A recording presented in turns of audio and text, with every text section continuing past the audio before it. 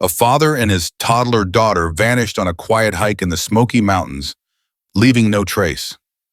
5 years later, a hiker's discovery in a hidden crevice cracks the case wide open. What was it? Hey, don't forget to like. Please subscribe for more shocking crime stories and hit the bell icon. The darkest truth are yet to come. The deer in the faded watercolor painting stared blankly from the motel wall, its edges yellowed and curling, as if it had given up on the room's stale air. Outside, the great Smoky Mountains hulked under a late September sky, their peaks dissolving into a bruised purple dusk. In Gatlinburg, Tennessee, on September 22, 2017, Elise Morrow sat on the edge of a lumpy motel bed, her phone screen casting a cold glow across her face. The clock read 6:45 p.m., and her husband, Daniel, and their 2-year-old daughter, Ivy, were 15 minutes late. In their world of trail maps, carabiners, and obsessive planning, 15 minutes was a forgivable slip. Daniel was a park ranger, a man who could navigate the Smokies with his eyes closed, who knew every ridge and hollow like the creases in his weathered hands. But as the minutes ticked past 7:00 p.m., a splinter of unease lodged in Elise's chest. Sharp and unyielding, Daniel Morrow wasn't just a ranger, he was a legend in these mountains.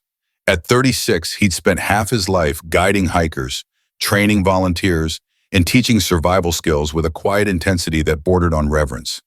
He could start a fire with damp twigs, read a storm in the curl of the cloud, and spot a bear's claw mark in mud from yards away. To him, the Smokies weren't just a park. They were a living, breathing entity, one he respected and understood. Getting lost? That was for tourists in flip-flops, not Daniel. He'd taken Ivy, their curious, giggling toddler, for a short day hike near Clingman's Dome, a father-daughter ritual to show her the world he loved. Elise, a graphic designer who poured her heart into park brochures, had stayed behind, sketching in the motel's dim light, savoring a rare moment of solitude. The plan was simple. Daniel and Ivy would hike a familiar 3-mile loop, be back by 6:30 p.m., and they'd all grab burgers at the diner across the street. But 6:30 came and went, and the diner's neon sign flickered on without them. Elise stared at Daniel's last text, sent at 11:14 a.m. A photo, Daniel grinning under his faded blue cap, his tan face creased with joy, Ivy strapped to his chest in a bright orange hiking carrier, her tiny hands clutching a leaf. The text read, "Ivy's loving the view. Back soon, love you." The image was alive. Daniel's wind-blown hair, Ivy's wide eyes, the green blur of the forest behind them. Elise had smiled when it came through, picturing them pausing to watch a squirrel or Daniel humming to keep Ivy calm. Now, that same photo felt like a ghost staring back at her. By 7:30 p.m., the unease had hardened into dread, a heavy weight in her stomach.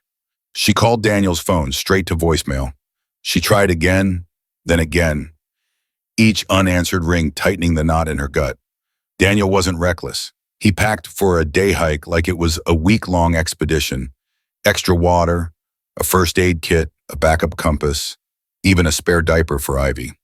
He'd planned this hike with his usual precision, factoring in time for Ivy's toddling steps or a quick nap in the carrier. The trail was one he'd walked 100 times, a gentle path with clear markers, not some backcountry gauntlet. The idea of him getting lost was absurd, like a chef burning toast. But with Ivy, his little shadow, his reason for everything, his caution would have been absolute. He'd never risk her safety, never let dusk catch them in the open. By 8:00 p.m., Elise's hands trembled as she dialed the park's dispatch. Her voice was steady, but only just, as she explained, "Daniel Morrow, 36, park ranger. Ivy Morrow, 2 years old. Missing. Last seen on the Clingman's Dome Trail. Gray Jeep in the motel lot. Untouched. Supposed to be back by 6:30. The dispatcher's calm voice did little to ease the panic clawing at her. Elise forwarded Daniel's text, the photo now a lifeline. In it, Daniel's blue cap and Ivy's orange carrier stood out against the forest's muted greens and browns. They looked happy, safe, perfectly in their element. But that was hours ago, and the Smokies didn't care about plans or expertise. They were best damn indifferent on a labyrinth of ridges and ravines that could swallow even the most prepared. At the Sugarlands Ranger Station, the report landed with Ranger Caleb Holt, a grizzled veteran with 25 years in the park.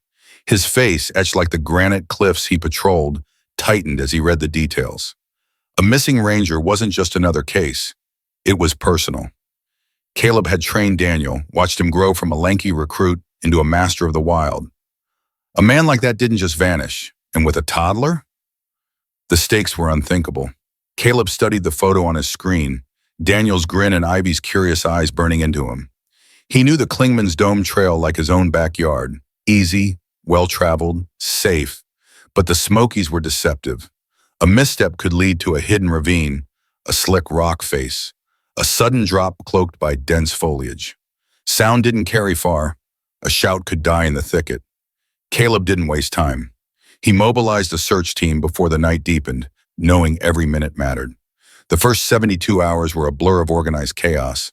The park's incident command post sprang up at the trailhead, a hive of radios and maps. Helicopters thrummed overhead, their spotlights slicing through the dense canopy, useless against the forest's green armor. On the ground, rangers and volunteers combed the trail, their orange vests vanishing into the woods.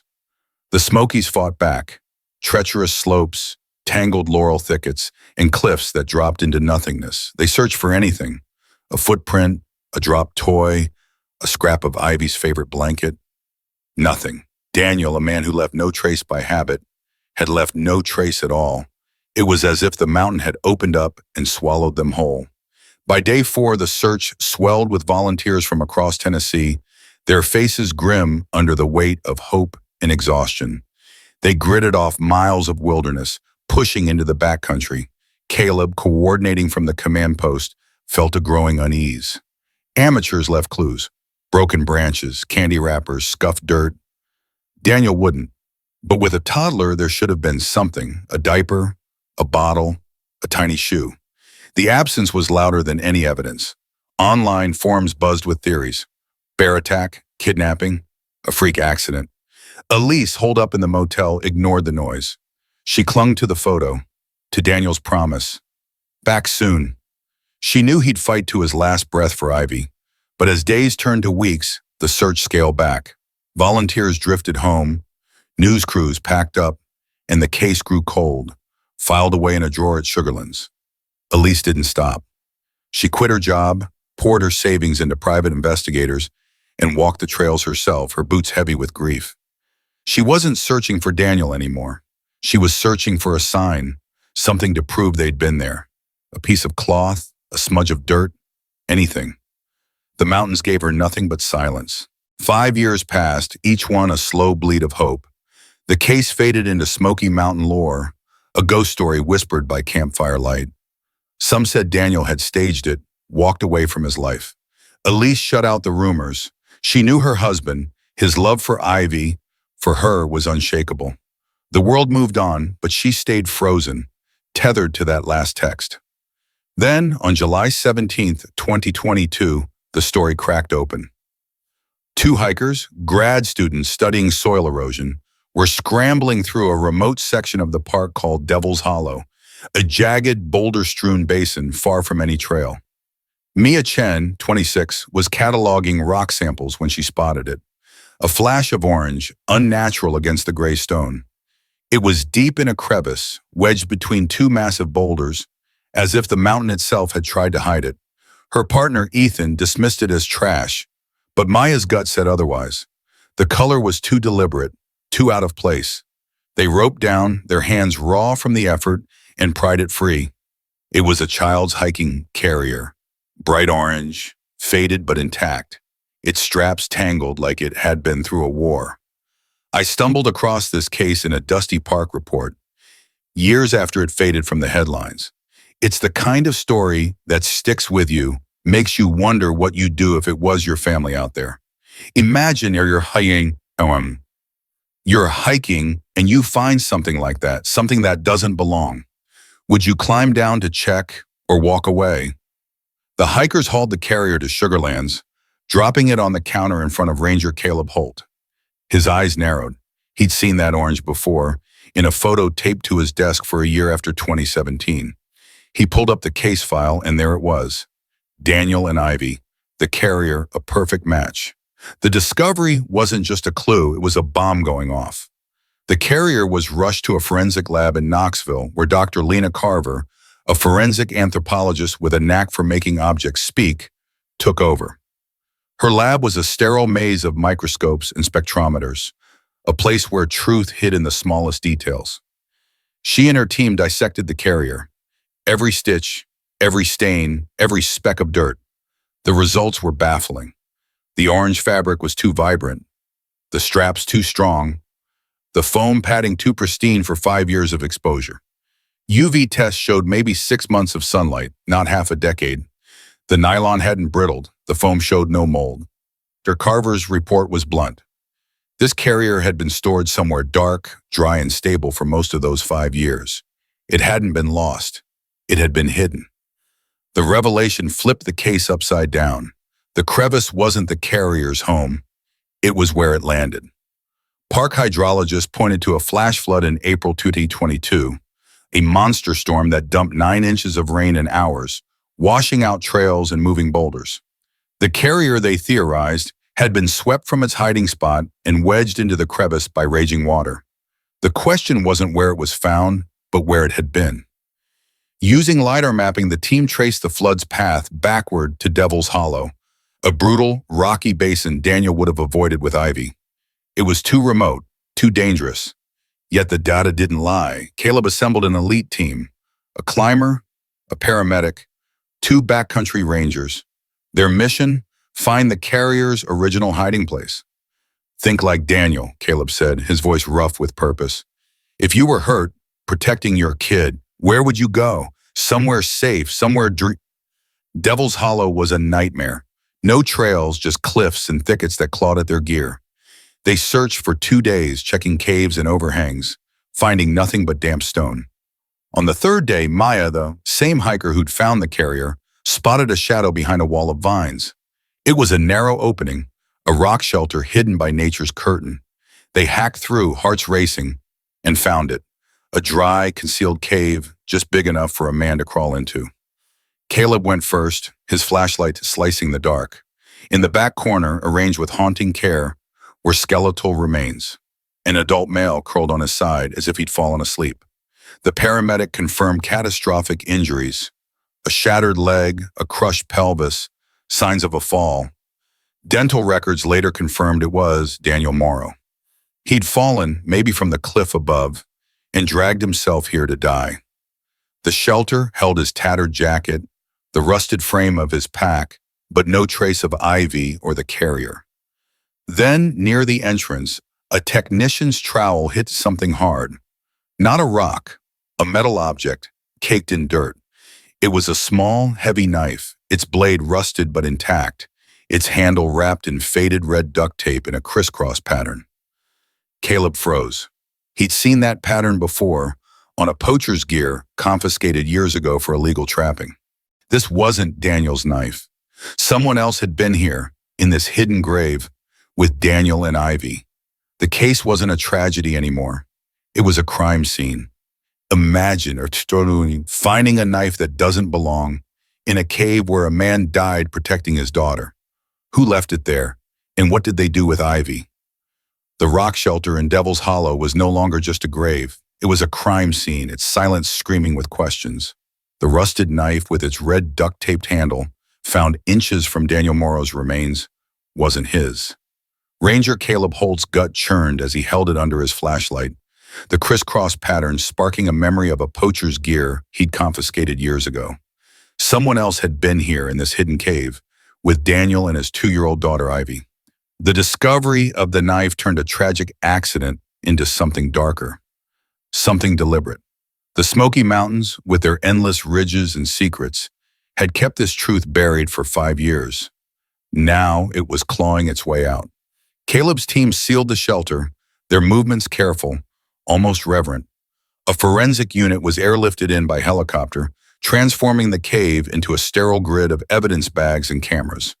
The knife was the centerpiece, its blade pitted with rust but heavy with purpose. It wasn't a hiker's tool, It was a poacher's, designed for cutting roots or skinning game. In the lab, analysts scraped at the corrosion, hoping for DNA or prints, but the damp soil had erased any hope of that. The real clue was the handle's unique tape pattern, a signature as distinct as a fingerprint. Caleb spent sleepless nights in the Sugarlands Ranger Station, digging through dusty evidence logs from 2015 to 2018. He was chasing a ghost, a poacher he'd crossed paths with before, someone who knew these mountains as well as Daniel did. After 3 days, he found it, a 2016 citation for illegal trapping near Klingman's Dome. The offenders were a local couple, Amos and Clara Boone, known for skirting park rules. Stapled to the report was a grainy photo of their gear, a trap, a canteen, and a knife with a handle wrapped in the same red duct tape, crisscrossed in that exact meticulous pattern. Caleb's heart sank. The Boones were part of the Smokies' underbelly, a hard-scrabble family living on the park's edge, scraping by on odd jobs, and rumor had it, illegal ginseng harvesting. They were cagey, elusive, always one step ahead of the law. But this knife tied them to Daniel's final moments. The question was, what had they done? Investigators from the Tennessee Bureau of Investigation took over, tracking the Boones' movements. Public records showed they'd sold their ramshackle cabin in early 2018, months after Daniel and Ivy vanished, and moved to a remote corner of North Carolina. The timing was too convenient, like they were running from something.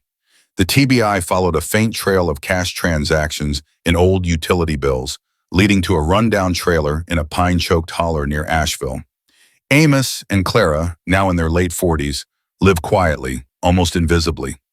Neighbors mentioned a child, a shy girl, about 7, who rarely left the property.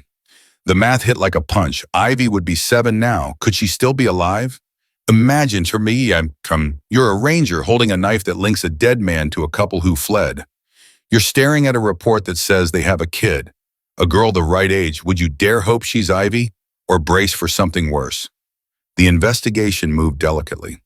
If the girl was Ivy, a heavy-handed raid could scar her for life.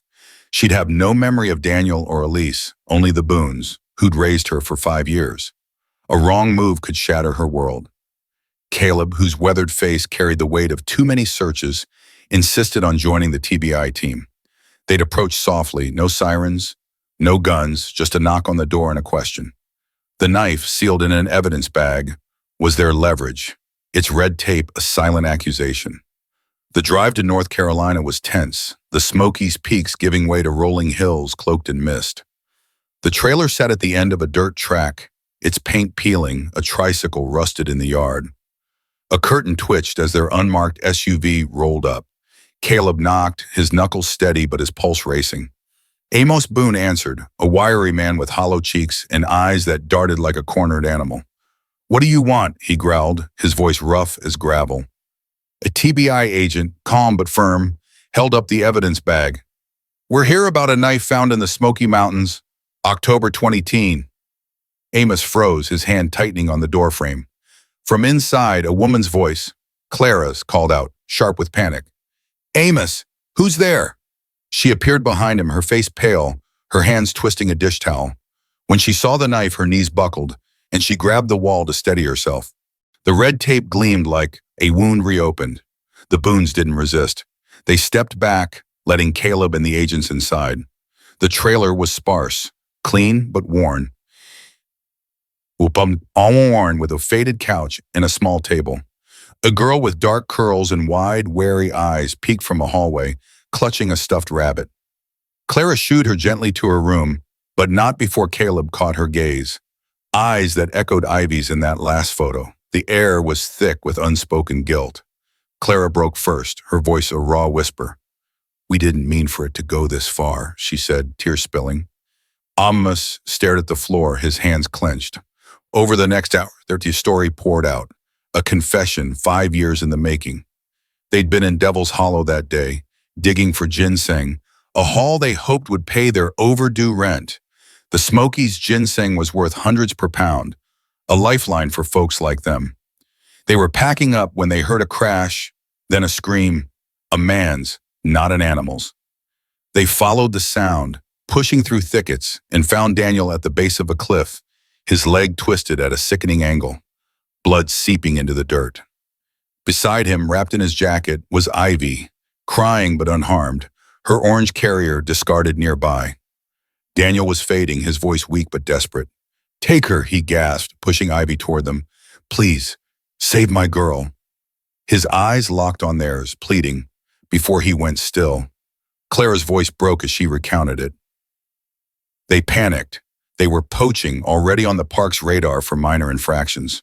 If they reported Daniel's death, they'd be questioned, maybe arrested. In a moment of fear-fueled stupidity, they made a choice.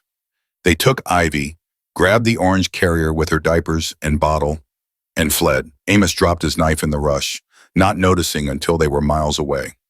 They drove through the night, Ivy silent in the back seat, her wide eyes haunting them. They told themselves they'd leave her at a fire station, a hospital, somewhere safe. But days turned to weeks, and they didn't. Clara, who'd lost a child years before, couldn't let go. They named her Lily, raised her as their own, and moved to North Carolina to escape the whispers.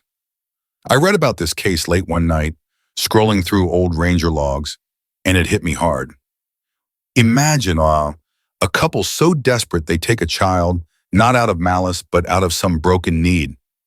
What would you do if you found a kid in the woods, with no one to claim her? The Boones were arrested quietly, charged with kidnapping and failure to report a death. Ivy, now Lily, was taken into protective custody, a social worker explaining gently that her parents had to go away. A DNA test confirmed it.